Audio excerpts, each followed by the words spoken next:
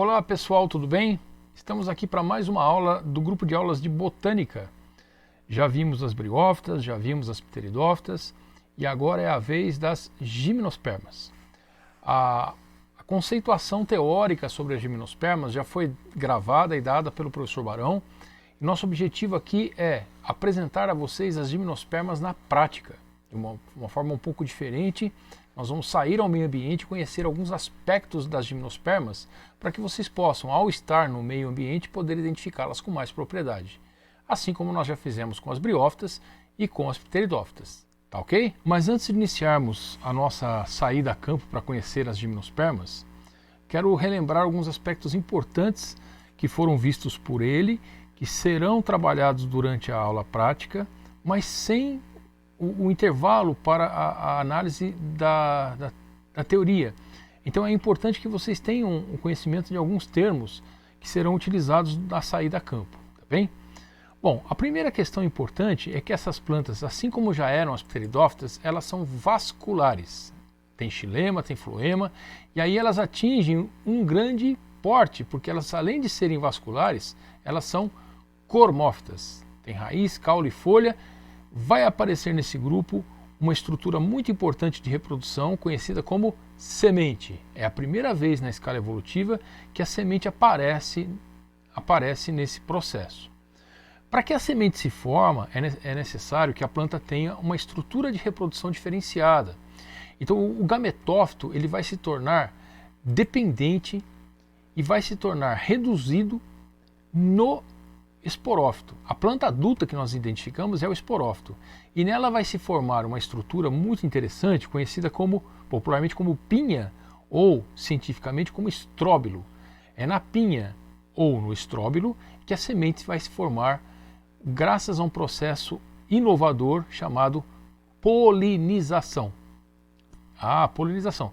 Só que essas plantas ainda não têm uma flor propriamente dita, como vai aparecer no próximo grupo que a gente vai estudar, que são as angiospermas. A flor ela só aparece nas angiospermas porque para ser flor ela tem que ter algumas estruturas bem formadas, que são os chamados verticílios florais, que nós vamos estudar depois. Pétala, sépala, enfim, gineceu, androceu. E nas gimnospermas, o estróbilo é que vai dar conta desse processo de fecundação cruzada a partir do grão de pólen. Mas a fecundação nas gimnospermas é sempre por anemofilia. O que é isso? A fecundação é sempre feita pelo vento. Não há fecundação feita por pássaros, por insetos, por outro tipo de agente que não seja o vento. Bem, a diversidade de gimnospermas é relativamente grande também, né? Normalmente nós conhecemos somente aquelas que nós vamos apresentar, inclusive aqui na nossa aula prática, que são os pinheiros, né? O pinus e a araucária, ou pinheiro do Paraná. Mas existem ainda alguns tipos de pinheiros ornamentais, como os ciprestes, né?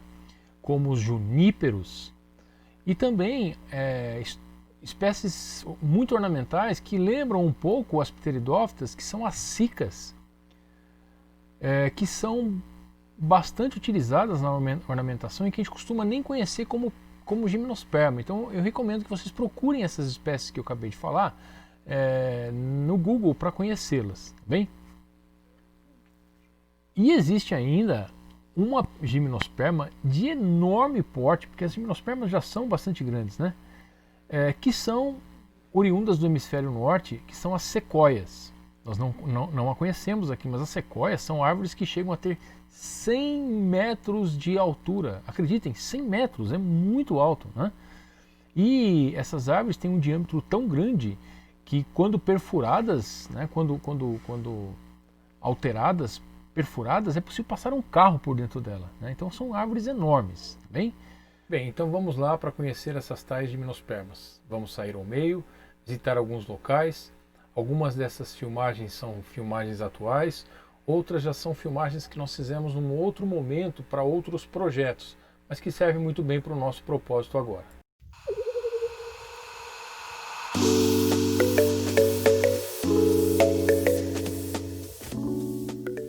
Olá pessoal, tudo bem? Nós estamos aqui na estrada da Lagoinha, em Salesópolis, e eu estou aqui para mostrar algo para vocês relacionado ao nosso tema de aula. Bom, não precisaria nem ter vindo até aqui, na verdade, porque em qualquer local que nós estivermos, nós vamos encontrar essa espécie, que está aqui atrás de mim, né? É um exemplar bastante jovem, mas a gente já consegue ver algumas pinhas penduradas nele. Pois é o pinus, né? É um vegetal que foi introduzido no Brasil, não é nativo do país, ele vem da América do Norte, né? Ele vem do hemisfério norte, do Canadá, América do Norte, parte da Europa, né? Extremo norte da Europa. Para que ele foi introduzido? Depois nós vamos conversar um pouco mais com calma sobre ele, mas praticamente para usar madeira, né? O objetivo é usar madeira.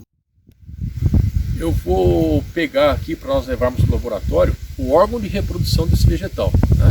Que é conhecido como estróbilo, né? Ou também popularmente como pinha. Essas pinhas são usadas em ornamentação de Natal para fazer enfeites de mesa, né?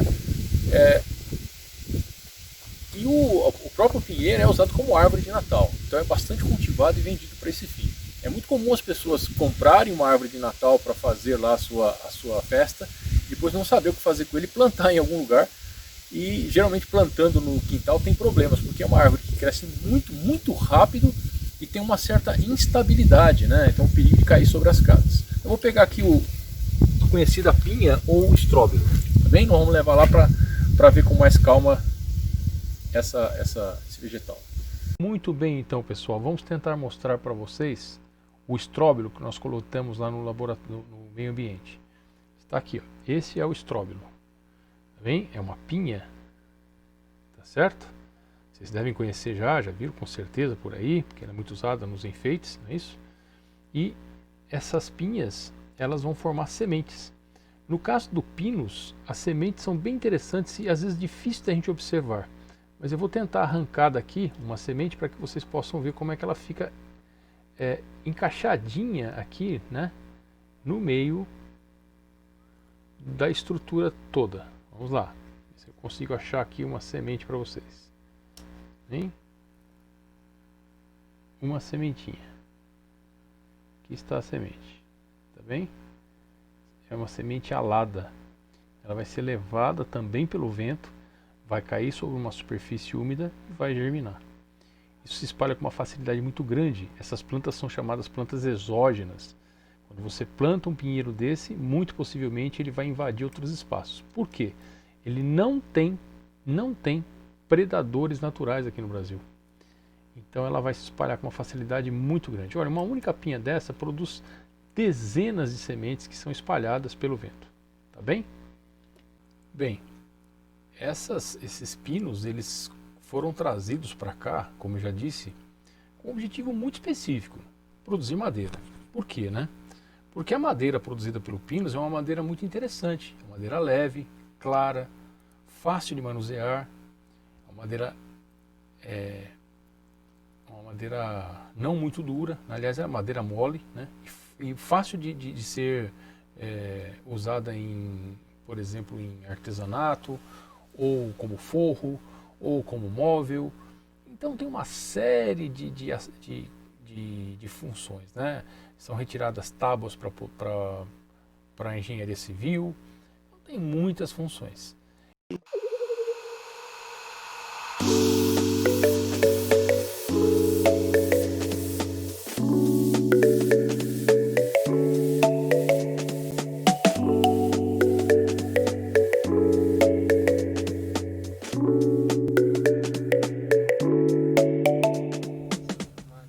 Sou o professor Barão, do Instituto Federal de São Paulo, do Laboratório Integrado de Biologia. Professor Jairo, e a gente tem hoje como convidado o professor Narciso Félix, aqui de Salesópolis.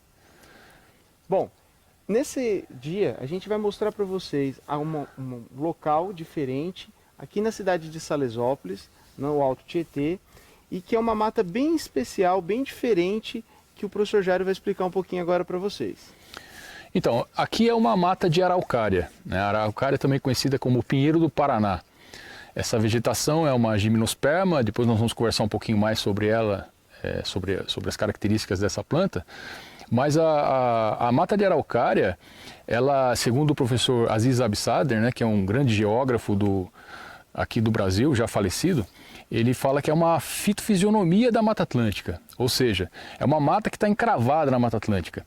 Ela é uma mata de característica subtropical e que suporta muito a temperatura baixas. A altitude média dessa vegetação é de 500 a 1.300 metros. Nós olhamos no altímetro aqui, nós estamos a aproximadamente 790 metros de altitude, na cidade de Salesópolis, né? Agora, o mais interessante é que na cidade de Salesópolis não existe mata de araucária. Eles vão perguntar, mas então como é que vocês estão numa, né? Então por isso que nós pedimos para o professor Narciso, entre outras coisas, explicar para a gente um pouquinho por que essa mata de araucária está aqui, né? De onde vem isso? Por que ela surge nesse espaço? Professor? Essa mata ela foi colocada aqui, foi plantada aqui para fornecer material para uma indústria de fósforo, de palito de fósforo, a Fiat Lux. Então aqui era uma área particular, era uma fazenda da Fiat Lux, como era chamada antigamente. Para fazer a represa de Ponte Nova, foi necessário desapropriar essa área.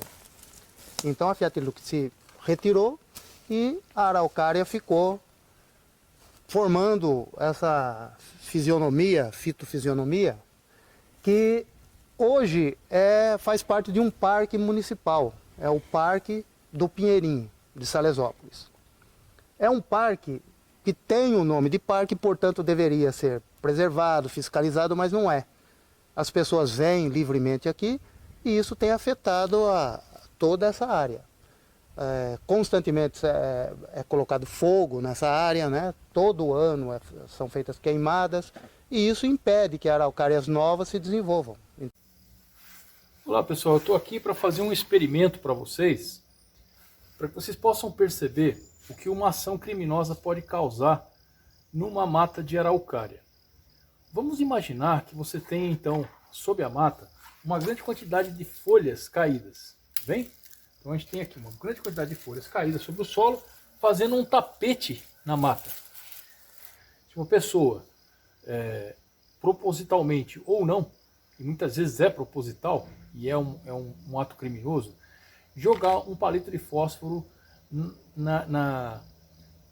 entre as árvores de araucária, olha o que pode acontecer.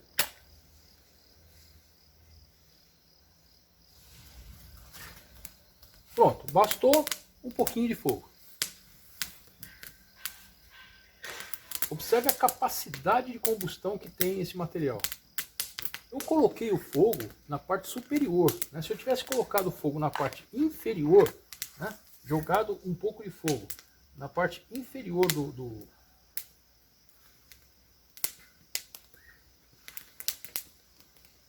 Olha a velocidade com que isso vem à tona. Por que isso acontece? Isso acontece porque é um material seco e altamente inflamável devido à resina que fica impregnada no material. Tá bem? Aqui a gente tem o exemplo do que está acontecendo com essa área de araucária. A ação do fogo, e isso acontece todo ano, pelo menos 2, 3 vezes por ano, essa área toda é queimada, a ação do fogo vai enfraquecendo, principalmente essas plantas mais jovens, que elas não têm força para recuperar a casca. Aí o que acontece? Fungos e cupins se aproveitam para agir embaixo da casca, o que vem a matar a planta. Então elas acabam apodrecendo e morrendo, não é? Então a araucária, como nós já dissemos, é uma gimnosperma, né? Gímeno em grego significa nua, então são plantas que têm as sementes nuas, elas não formam frutos. Então esse é o conhecido pinhão, né? Muito usado em festa junina. Agora, para a mata ela tem uma importância muito grande, porque serve de alimento para muitas espécies. A gente tem a cutia, o serelepe, né? Tem vários pássaros, como por exemplo, até tem uma associação interessante que lá no sul é muito valorizada, da gralha com a araucária. Então tem várias espécies. Aqui em Salesópolis especificamente, o professor Narciso estava dizendo da maritaca, que aqui eles chamam de baitaca, que na época da formação dos estróbilos aumenta em grande quantidade aqui, né? O que eles... o que eles vêm atrás? Eles vêm atrás da reserva nutritiva da semente, que é chamada de endosperma.